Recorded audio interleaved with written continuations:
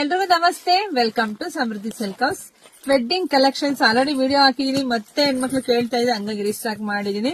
So ಇದೆಲ್ಲ ನೋಡ್ತಾ ಇರ್ಬೋದು, ತುಂಬಾ ಚೆನ್ನಾಗಿ ಕಾಣಿಸುತ್ತೆ ವೇರ್ ಮಾಡಿದ್ರೆ.